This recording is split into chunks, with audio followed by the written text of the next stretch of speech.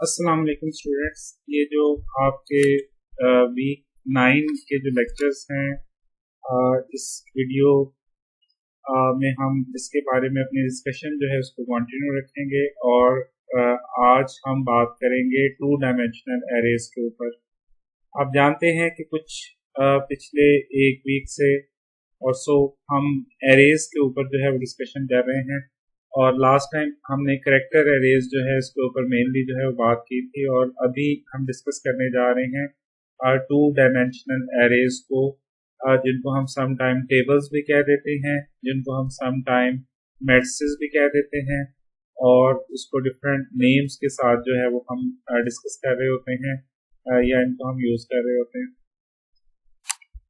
Two dimensional arrays जो है, अगर आप इनको डिक्लेयर करना चाह रहे हैं तो just like one dimensional array, आपको इसकी डेटा टाइप बतानी पड़ती है, उसके बाद आपको इसका नेम बताना पड़ता है और चूंकि इस एरे में दो डायमेंशंस होती हैं और normally these dimensions are referred as rows and columns, तो आपको फर्स्ट स्क्वायर ब्रैकेट के अंदर ये बताना पड़ता है कि आपकी टू डायमेंशनल एरे के अंदर कितनी रोज हैं और फिर दोबारा आपको स्क्वायर ब्रैकेट यूज करके ये बताना पड़ता है कि इसमें कितने कॉलम्स हैं।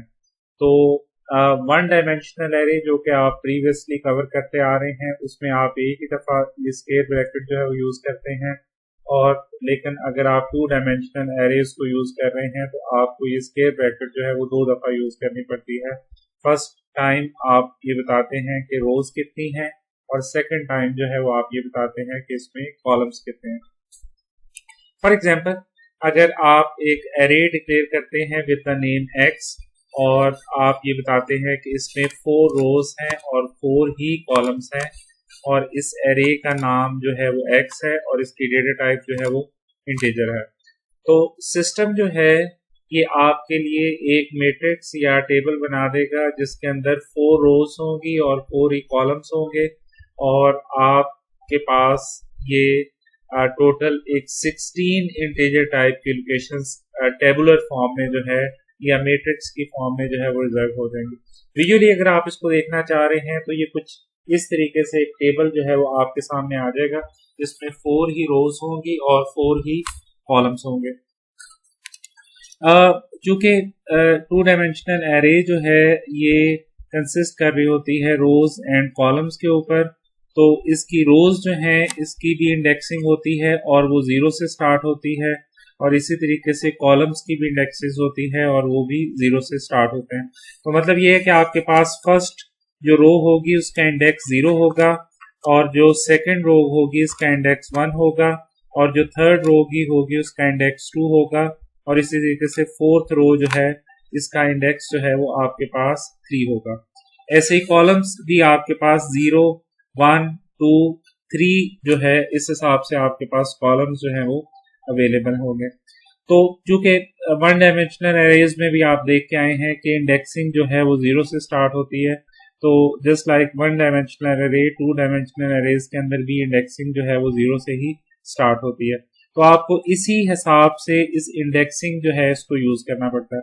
फॉर एग्जाम्पल, अगर आप सेकेंड रो और थर्ड कॉलम के ऊपर जाना चाह रहे हैं, आप जाना चाह रहे हैं सेकेंड रो और थर्ड कॉलम के ऊपर, तो ये बेसिकली आपकी ये वाली लोकेशन बनेगी जिसका इंडेक्स जो है वो 1 होगा, that will be the row 1, और इसका कॉलम जो है वो 2 होगा, that will be column index will be 2। In this situation जो है आप इसको रेफर कर रहे होंगे। तो एक तरह से ये जितनी भी ऑलमोस्ट प्रोग्रामिंग लैंग्वेजेस होती हैं इसमें इंडेक्सेस जो है वो 0 से स्टार्ट होते हैं, तो इसलिए हमें इस हिसाब से इंडेक्सिंग जो है इसको यूज करना पड़ता है। इसी सिचुएशन के अंदर लेट्स से अगर आप फोर्थ रो और थर्ड कॉलम के ऊपर जाना चाह रहे हैं तो आपकी फोर्थ रो और थर्ड कॉलम जो है ये एक्चुअली आपकी ये वाली लोकेशन बनेगी जिसमें ये आपकी फोर्थ रो है और आपका थर्ड कॉलम है दैट इज 2। तो ये आपकी बेसिकली ये वाली लोकेशन जो है ये बन रही होगी। तो इसी तरीके से आपने जो इंडेक्सिंग है इसको केयरफुली देखना पड़ता है आपको जब आप वर्किंग कर रहे होते हैं टू डायमेंशनल एरेज के अंदर या even in some ways you also have to consider the one dimensional arrays, क्योंकि वहां पे भी इंडेक्सिंग जो है वो 0 से ही स्टार्ट हो रही होती है। तो 2 डायमेंशनल एरेज जो हैं अगर आप इनको कंपेयर करें 1 डायमेंशनल एरे के साथ, तो वहां पे आपके पास एक ही डायमेंशन होती है, एक ही लाइन के अंदर आपके पास लोकेशंस या मेमोरी लोकेशंस जो है वो रिजर्व होती हैं, और फर्स्ट लोकेशन का इंडेक्स 0 होता है, उसके बाद अगली लोकेशन का इंडेक्स 1 होता है, 2, 3, और इसको एक्सेस करने का तरीका ये होता है कि आप एरे का नेम यूज करते हैं और ब्रैकेट्स के अंदर बताते हैं कि उसका इंडेक्स क्या है, उसके इंडेक्स को जो है वो आप रेफर कर रहे होते हैं। इसी तरीके से अगर आप 2 डायमेंशनल एरे में वर्किंग कर रहे हैं तो आपकी हर लोकेशन जो है वो भी इसी तरीके से अप्रोप्रिएटली नेम्ड होती है। फॉर एग्जांपल अगर आप एक एरे बनाते हैं जिसमें 2 रोज हैं और 3 कॉलम्स हैं, तो आपकी एरे जो है वो कुछ इस तरीके से आपके पास होगी। इसमें हर एक लोकेशन जो है उसका एक प्रॉपर नेम होगा, जो कि आपको यहाँ पे नजर आ रहा है। फर्स्ट रो जो है उसका नेम होगा x और ब्रैकेट्स में आप 0 0 लिखेंगे, मतलब 0 रो एंड 0 कॉलम, और दूसरी लोकेशन जो है इसका नेम होगा x01, और इसी तरीके से बाकी भी हर लोकेशन जो है इसका कोई प्रॉपर नेम होगा। और आप इस नेम को यूज करके जस्ट लाइक 1 डायमेंशनल एरे आप इस लोकेशन को एक्सेस कर सकते हैं। आप अगर वहां पे कोई वैल्यू सीन करवाना चाह रहे हैं, सीन करवा सकते हैं। आप किसी वैल्यू को वहां पे डिस्प्ले करना चाह रहे हैं, डिस्प्ले कर सकते हैं। तो आप किसी भी तरीके से उस लोकेशन को एक्सेस कर सकते हैं और वहां पे डिफरेंट तरीके से मैनिपुलेशन जो है इसको परफॉर्म कर सकते हैं। ओके जी, अब थोड़ा आगे मूव करते हैं। अभी तो हम ये बात कर रहे थे कि how to reserve a 2 dimensional array, memory में उसकी रिजर्वेशन कैसे की जाती है, जिसको हम डिक्लेरेशन भी कहते हैं। अब जरा थोड़ा आगे बढ़ते हैं और 2 डायमेंशनल एरेज में वैल्यूज जो हैं इनको सेव करने की कोशिश करते हैं। आप डिफरेंट तरीकों से 2 डायमेंशनल एरे में वैल्यूज सेव कर सकते हैं, मतलब आप हर लोकेशन को खुद से वैल्यू को असाइन कर सकते हैं, ये पॉसिबिलिटी भी हो सकती है। आप ये भी कर सकते हैं कि हर लोकेशन जो है उसको आप सीन करवा लें, ये पॉसिबिलिटी भी हो सकती है। तो आप डिफरेंट तरीकों से एरेज जो है इसको 2 डायमेंशनल एरेज जो है इसको इनिशियलाइज कर सकते हैं। जैसे आपने देखा था कि 1 डायमेंशनल एरे को हम डिक्लेरेशन एंड इनिशियलाइजेशन 1 स्टेप में कर सकते हैं। ये काम आप 2 डायमेंशनल के लिए भी कर सकते हैं। उसका तरीका ये होता है कि आप रो वाइज वैल्यूज जो है प्रोवाइड करते हैं। जैसे यहाँ पे देखें आपके पास 2 रोज हैं और 3 कॉलम्स हैं, तो बेसिकली आपको हर रो के लिए अलग-अलग वैल्यूज जो है वो प्रोवाइड करनी पड़ेगी। जैसे यहाँ पे आपने फर्स्ट रो में वैल्यूज प्रोवाइड कर दी है 1, 2 एंड 3, और थर्ड रो जो है इसमें सेकंड रो में आपने वैल्यू प्रोवाइड कर दी है 4, 5 एंड 6। तो ये वैल्यूज जो है वो इसी तरीके से आपकी एरे जो है इसके अंदर इनिशियलाइज हो जाएंगी, सेव हो जाएंगी। ओके जी, तो अब आप देख रहे हैं कि इस मैट्रिक्स के अंदर आपकी रिक्वायर्ड वैल्यू जो है वो उसी तरीके से इनिशियलाइज हो गई है, सेव हो गई है। 2 डायमेंशनल एरेज जो हैं इनमें थोड़ा सा आपने ख्याल रखना है। अगर आपने किसी रो के लिए सिर्फ एक वैल्यू प्रोवाइड की है तो वैल्यू जो है वो उतनी रेलिवेंट लोकेशन पे सेव हो जाएगी और रेस्ट ऑफ द लोकेशन जो है वहां पे 0 सेव हो जाएगा। जैसे यहाँ पे आप देखिएगा कि हमने सिर्फ एक लोकेशन जो है उसके लिए वैल्यू प्रोवाइड की थी, तो उसके लिए वैल्यू सेव हो गई है, और बाकी लोकेशंस जो हैं उनमें आप देख रहे हैं कि वैल्यूज जो है वो 0 जो है वो सेव हो गई है। तो आपने ये ख्याल रखना है कि जब भी आप 2 डायमेंशनल एरेज में वर्किंग कर रहे होते हैं तो 2 डायमेंशनल एरे में आप अगर डिक्लेरेशन एंड इनिशियलाइजेशन करना चाह रहे हैं तो आपको रो वाइज जो है वो वैल्यूज प्रोवाइड करनी पड़ती है। तो हर रो के लिए आपको सेपरेटली वैल्यूज जो है वो प्रोवाइड करनी पड़ती है। ओके जी, जस्ट लाइक 1 डायमेंशनल एरे, अगर आप जो ज्यादातर तरीका हम एरे इनिशियलाइजेशन या 2 डायमेंशनल एरे की इनिशियलाइजेशन के पॉइंट ऑफ व्यू से देख रहे होते हैं वो नेस्टेड लूप होते हैं। तो इसके लिए हम नेस्टेड लूप लिख रहे होते हैं। जैसे यहाँ पे आपने एक एरे बना ली जिसमें आपने रो एंड कॉलम को कांस्टेंट वेरिएबल के तौर पे ले लिया, और 2 आप जानते हैं रो की वैल्यू है और 3 जो है ये कॉलम की वैल्यू है। तो मतलब ये कि आपके पास एक एरे बन जाएगी जिसमें 2 रोज होंगी और 3 कॉलम्स होंगे। अब आप इसको लूप से इनिशियलाइज करना चाह रहे हैं तो आपका अपर लूप जो है ये लेस देन रो के हिसाब से चलेगा, और जो एक इनर लूप आपको लिखना पड़ेगा जो कि लेस देन कॉलम के हिसाब से चलेगा। तो टू डायमेंशनल एरे में जब आप इनिशियलाइजेशन कर रहे होते हैं या लूप के थ्रू आप अपनी वर्किंग परफॉर्म कर रहे होते हैं, तो ये याद रखें इस काम को आप टू डायमेंशनल एरे के साथ जो है वो परफॉर्म कर रहे होते हैं। यहाँ पे आपने ये एक्टिविटी की, उसके बाद आपने ये एक रेलिवेंट सा मैसेज दे दिया कि किस लोकेशन की वैल्यू जो है वो हम इनपुट कर रहे हैं, और उसके बाद आपने उसको इनपुट कर दिया। यहाँ पे जरा गौर करिएगा, अपर लूप की जब वैल्यू 0 होगी, मतलब आई की वैल्यू जब 0 होगी, तो इनर लूप जो है उसकी वैल्यू 0 से लेके 2 तक जाएगी। ओके, तो इसका मतलब यह है कि आपकी इंडेक्स वैल्यू जो है वो सबसे पहले 0 0 होगी फर्स्ट आइटरेशन के ऊपर इनर लूप की, फिर उसके बाद ये वैल्यू 0 1 हो जाएगी। ओके, और फिर उसके बाद ये वैल्यू जो है वो 0 2 हो जाएगी। तो ये वही सिचुएशन है कि जब आपके पास टू डायमेंशन एरे है एक जिसमें 2 रोज हैं और 3 कॉलम्स हैं, तो उसमें आप सबसे पहले इस लोकेशन के ऊपर वैल्यू जो है उसको सीन करवा रहे हैं, that is your location number 0 0 जो है उसमें वैल्यू जो है वो इनपुट हो रही है। उसके बाद लोकेशन नंबर 0 1 में इनपुट हो रही है, उसके बाद आपकी वैल्यू जो है वो 0 2 में इनपुट हो रही है। तो ये वो रो वाइज ही इनपुट कर रहा है ये nested loop structure, just like जैसे कि आपने मैनुअली इनिशियलाइजेशन के साथ ये वैल्यू जो है इसको इनपुट करवाया था। जब अपर लूप की आइटरेशन नंबर 1 होगी, मतलब आई की वैल्यू इज इक्वल टू 1 होगी, तो आप जानते हैं कि इनर लूप दोबारा चलेगा और जो आपकी लोकेशंस बनेगी दैट विल बी 1 0, और उसके बाद आपकी लोकेशन बनेगी 1 1, और उसके बाद आपकी लोकेशन बनेगी 1 2।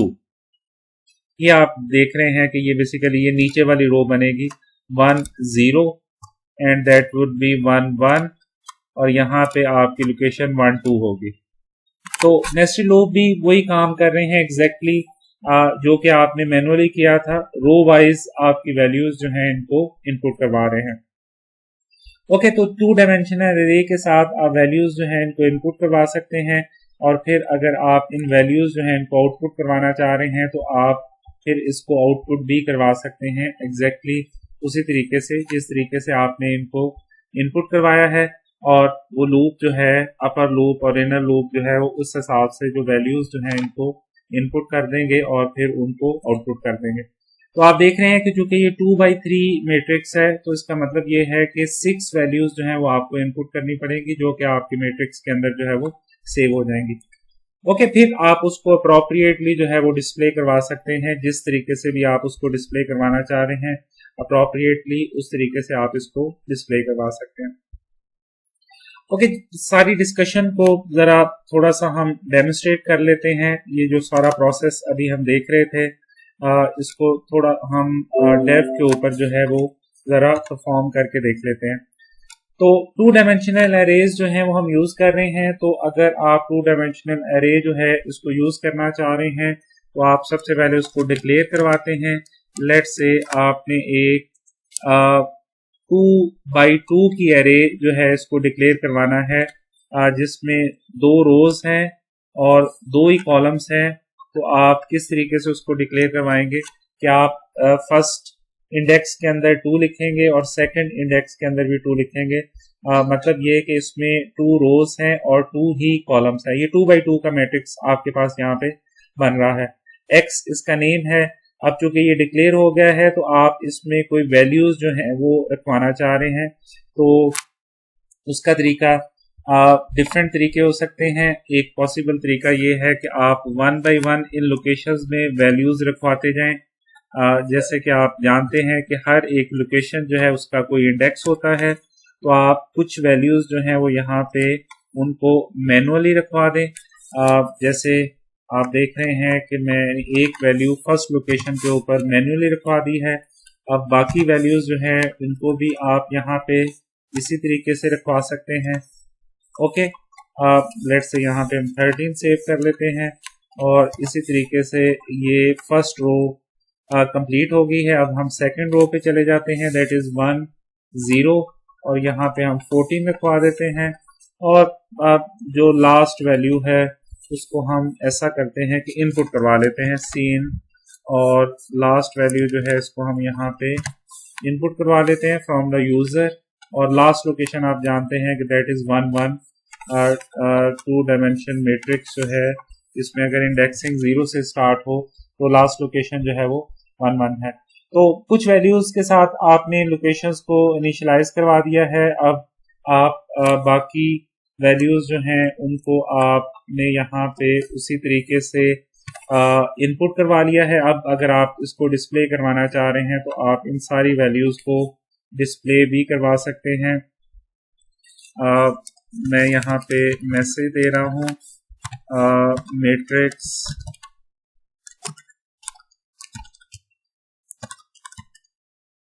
ओके जी। तो यहाँ पे अब हम सी आउट करवा लेते हैं उसी तरीके से जैसे आपने वैल्यूज को सीन करवाया था। अब 1 बाय 1 आप इसको सी आउट करवा लें, मतलब पहली लोकेशन है आपकी 0 0, और इसी तरीके से आप बाकी लोकेशन जो है इनको भी डिस्प्ले करवा सकते हैं। ओके, दरमियान में अगर आप कोई टैब वगैरह या कोई स्पेस दिखाना चाह रहे हैं तो वो भी दिखा सकते हैं। अभी ज़रा क्विकली मैं फर्स्ट रो जो है इसको डिस्प्ले करवा रहा हूँ। ओके, फर्स्ट रो में आप जानते हैं कि पहली लोकेशन है 0 0 और दूसरी लोकेशन है 0 1 है। उसके बाद मैं एंडल के साथ अगली लोकेशन दिखा रहा हूँ, और अगली लोकेशन में 1 रो है 1 0, और उसके बाद आपके पास लास्ट रो जो है वो 1 1 है। आप देख रहे हैं कि ये हेक्टिक एक्टिविटी है। जब आप मैनुअली सारे काम को कर रहे होते हैं तो ये एक तरह से हेक्टिक एक्टिविटी होती है। जब आप ये एक्टिविटी जो है इसको मैनुअली कर रहे होते हैं तो इसीलिए हम इन एक्टिविटीज को परफॉर्म करने के लिए लूप जो है इनको यूज कर रहे होते हैं। तो अभी आप देख रहे हैं कि हमने एक 2 by 2 मैट्रिक्स बनाया है जिसमें कुछ लोकेशंस में हमने मैनुअली वैल्यू असाइनमेंट के साथ सेव की हैं। एक वैल्यू को हमने यूजर से इनपुट करवाया है और फिर उस मैट्रिक्स को हमने डिस्प्ले कर दिया है उसकी सारी लोकेशंस को। Let's try to execute this code, और फिर इसके आउटपुट जो है उस पर गौर करिएगा कि what should be the output of this code. अगर ये विदाउट एरर्स जो है वो एग्जीक्यूट हो जाता है, इट्स नॉट इसमें एंडल का इशू आ रहा है। लेट्स रिमूव द इशू और दोबारा से इसको री एग्जीक्यूट करते हैं।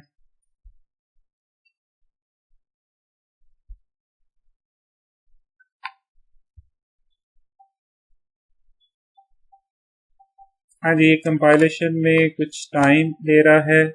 अभी इसकी इनपुट आपको सामने नजर आ रही है। चूंकि एक वैल्यू आप इनपुट करवा रहे हैं और लेट्स से वो वैल्यू हम 25 इनपुट कर देते हैं, और अब आप देख रहे हैं कि द मैट्रिक्स इज, और आपको वैल्यूज यहाँ पे जो है वो कुछ लिखी हुई नजर आ रही हैं।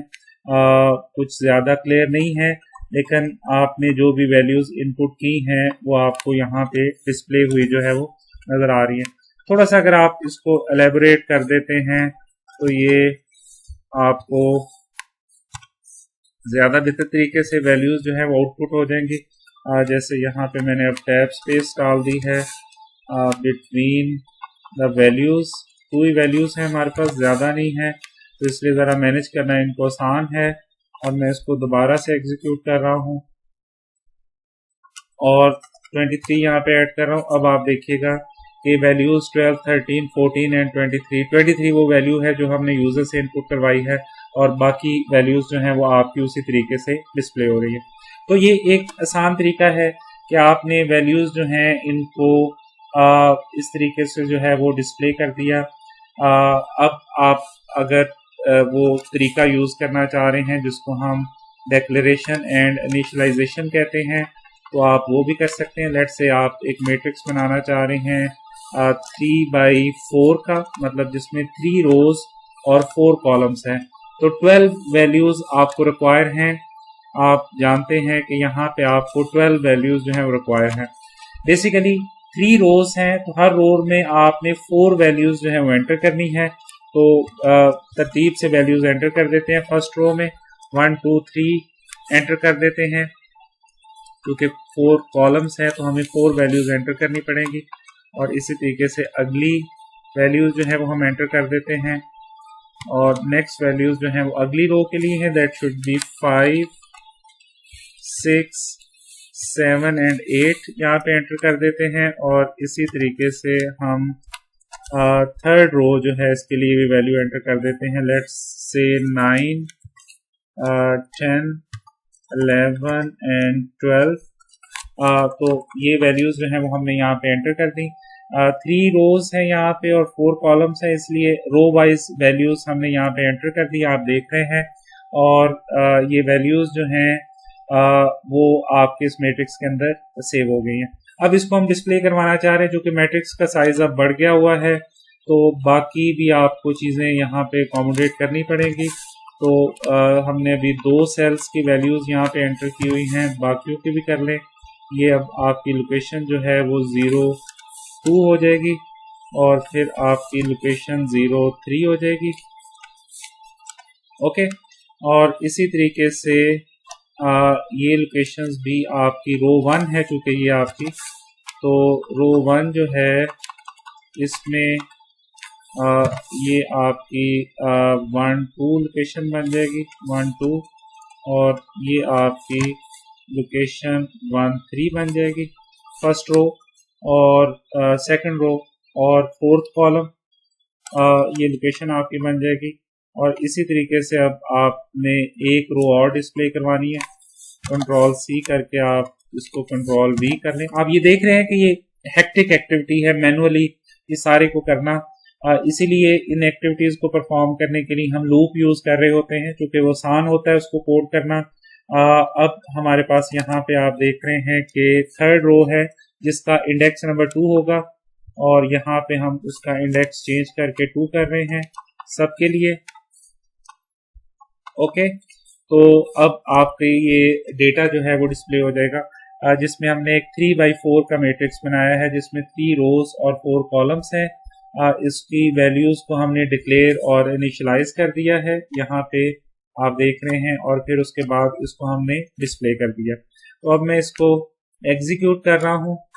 आप देख रहे हैं कि इसकी एग्जीक्यूशन जो है इसमें आपको वो मैट्रिक्स जो है वो अब यहाँ पे नजर आ रहा है, जिसको हमने 3x4 मैट्रिक्स कहा था। आप देख रहे हैं कि 1, 2, 3, 4 जो है फर्स्ट रो है, 5, 6, 7 एंड 8 सेकंड रो है, 9, 10, 11 एंड 12 जो है वो थर्ड रो है, जिसके अंदर आपका डेटा जो है वो इसी तरीके से सेव है। ओके, तो ये कोड नॉर्मली हेक्टिक है इसको करना, तो जैसे हमने बात की है, तो इस काम के लिए आप लूप जो है वो यूज कर सकते हैं। लूप जब आप लिखते हैं इस पर्पस के लिए, तो नेस्टेड लूप होते हैं, जिसमें आपका अपर लूप जो है वो रो टाइम चलता है। यहाँ पे उसको आपने 3 टाइम चलाना है, i++ करना है, और उसके बाद आपने एक इनर लूप लिखना है एक j इंडेक्स के साथ। और इनर लूप जो है याद रखें हमेशा ये कॉलम टाइम जो है वो एग्जीक्यूट होता है। तो अपर लूप को आपने रो टाइम एग्जीक्यूट करना है और इनर लूप को आपने कॉलम टाइम जो है वो एग्जीक्यूट करना है। तो j++ यहाँ पे कर दें, और चूंकि आप अभी सिर्फ डिस्प्ले करना चाह रहे हैं वैल्यूज को, तो सी आउट कर दें। यहाँ पे आपकी जो एरे है इसका नाम x है, xij जो है इसको आप डिस्प्ले कर दें यहाँ पे, और आप हर एक वैल्यू के दरमियान जो है वो टैब दे दें। ओके, तो ये इनर लूप जो है ये एक रो को डिस्प्ले करेगा। जब ये एक रो को डिस्प्ले कर दे कंप्लीटली, तो आप बाहर आके नेक्स्ट लाइन प्रिंट करवा दें, और आपकी वही इफेक्ट आपको नजर आएगा जो सो मेनी स्टेटमेंट्स लिख के हमने किया था, लेकिन इस एक्टिविटी को हमने अब लूप के साथ जो है वो परफॉर्म किया हुआ है। आप देख रहे हैं कि इसको हमने लूप के साथ जो है वो परफॉर्म किया हुआ है। अब आप इसको एग्जीक्यूट करेंगे तो आपको वही सेम रिजल्ट नजर आएगा कि वो जो मैट्रिक्स आपने इनिशियलाइज करवाया हुआ था उसको आपने यहाँ पे आउटपुट कर दिया है, इसी तरीके से जिस तरीके से आपने पहले इसको किया था। लेकिन फर्क सिर्फ इतना है कि अब आपने इसको सारी एक्टिविटी को लूप के साथ जो है वो एग्जीक्यूट किया है। तो लूप के साथ आप एरे को इनपुट भी करवा सकते हैं अपनी मर्जी की, कोई भी वैल्यूज देने के लिए आप इस लूप को यूज कर सकते हैं फॉर इनपुट पर्पस। तो एरे को डिक्लेयर करवा लें और इसी लूप को यूज कर लें। कंट्रोल सी करके मैं इसी लूप को यहाँ पे दोबारा से लिख रहा हूँ और यहाँ पे सी आउट की बजाय मैं सीन की स्टेटमेंट जो है वो लिख रहा हूँ और इन वैल्यूज को मैं सिंपली सीन कर रहा हूँ। 3/4 का मैट्रिक्स है आपके पास, तो आप जानते हैं कि 12 वैल्यूज आपको एंटर करनी पड़ेंगी, फिर जाके आपका पूरे का पूरा मैट्रिक्स जो है वो इनपुट होगा। तो अभी आप देख रहे हैं कि फर्स्ट लूप जो है वो इस मैट्रिक्स को इनपुट करवाएगा और सेकंड लूप जो है इसको डिस्प्ले करवाएगा। तो लेट्स एग्जीक्यूट दिस कोड। मैं इसको एग्जीक्यूट कर रहा हूँ। अब वो मुझे कह रहा है कि मैं 12 वैल्यूज एंटर करूं, तो लेट्स एंटर सम वैल्यूज है। 11, 12, 13, 14, let's 44, 55, 66, 77, 88, 99 and 11 and 2, 3। और अब आप देखें कि वो वैल्यूज जो हैं जो आपने ऊपर इनपुट की हैं वो मैट्रिक्स की फॉर्म में सेव हो गई हैं 2 डायमेंशनल एरे के अंदर, और वो मैट्रिक्स जो है वो अब आपको नीचे डिस्प्ले हुआ नजर आ रहा है। तो 2 डायमेंशनल एरेज जो हैं जिनको हम टेबल या मैट्रिक्स कहते हैं, जब आप इनको डिक्लेयर करते हैं तो इनकी टाइप बताते हैं और साथ ये बताते हैं कि इनमें कितनी रोज हैं और कितने कॉलम्स हैं, और फिर आप उनको वैल्यू जो है वो इनिशियलाइज करवा सकते हैं जिस तरह से भी चाहें। डिफरेंट तरीके हमने देखे हैं, लूप के साथ भी उनको देखा है, डिक्लेरेशन एंड इनिशियलाइजेशन मेथड भी देखा है, इक्वल टू के साथ इनिशियलाइज भी किया है, और सीन भी आप करवा सकते हैं डायरेक्टली उस लोकेशन के ऊपर। तो कोई भी तरीका जिसको आप फीजिबल समझते हैं उसके साथ आप इनकी वैल्यूज जो है उसको इनपुट करवा सकते हैं। याद रखें 2 डायमेंशनल एरेज में वैल्यूज को इनपुट करवाने का जस्ट लाइक 1 डायमेंशनल एरे ज्यादा कॉमन मेथड जो है वो नेस्टेड लूप ही होते हैं। लूप आप सिंपली समझ लें जो कि हम इनपुट और आउटपुट के लिए यूज कर रहे होते हैं। Okay ji, thank you very much. इसके रिलेटेड क्वेश्चन जो भी वीडियो का होगा वो आपको जब ये वीडियो आपके ग्रुप पे अपलोड होगी आपको कर दिया जाएगा। Okay, thank you very much. Allah Hafiz.